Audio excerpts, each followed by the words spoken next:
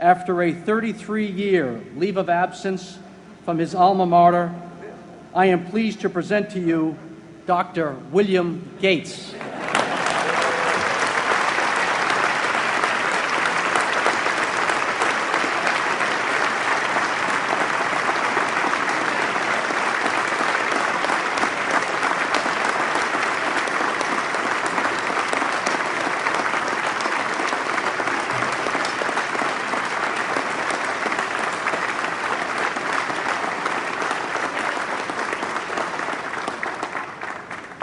Thank you. President Bach, former President Rudenstein, incoming President Faust, members of the Harvard Corporation and the Board of Overseers, members of the faculty, parents, and especially the graduates. I've been waiting more than 30 years to say this. Dad, I always told you I'd come back and get my degree.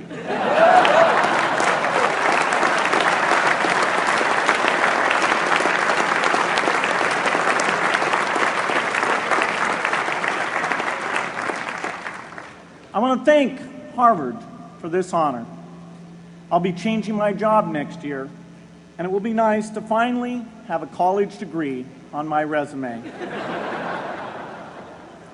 I applaud the graduates for taking a much more direct route to your degrees.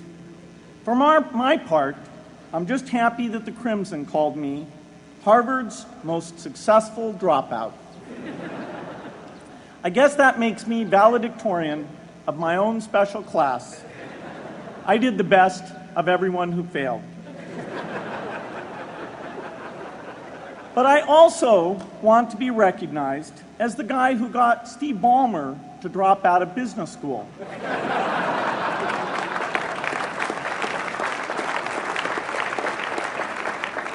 I'm a bad influence. That's why I was invited to speak at your graduation. If I'd spoken at your orientation, fewer of you might be here today.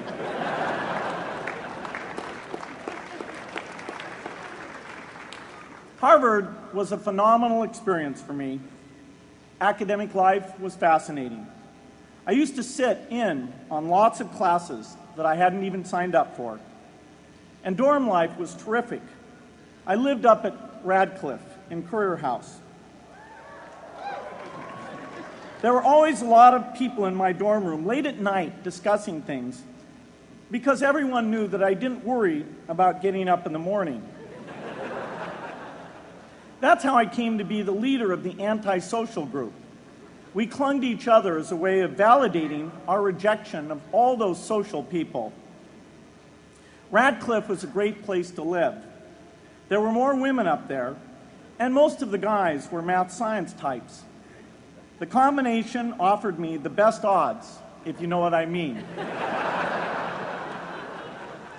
That's where I learned the sad lesson that improving your odds doesn't guarantee success. One of my biggest memories of Harvard came in January 1975 when I made a call from Currier House to a company in Albuquerque, New Mexico that had begun making the world's first personal computer. I offered to sell them software. I worried they would realize I was just a student in a dorm and hang up on me. Instead, they said, "We're not quite ready. Come see us in a month," which was a good thing because we hadn't written the software yet. From that moment, I worked day and night on the extra credit project that marked the end of my college education and the beginning of a remarkable journey with Microsoft. What I remember above all about Harvard was being in the midst of so much energy and intelligence. It could be exhilarating, intimidating, sometimes even discouraging, but always challenging. It was an amazing privilege, and though I left early, I was transformed by my years at Harvard, the friendships I made, and the ideas I worked on. But taking a serious look back, I do have one big regret. I left Harvard with no real awareness of the awful inequities in the world, the appalling disparities of health and wealth and opportunity that condemn millions of people to lives of despair. I learned a lot here at Harvard about new ideas in economics and politics. I got great exposure to the advances being made in the sciences. But humanity's greatest advances are not in its discoveries, but in how those discoveries are applied to reduce inequity.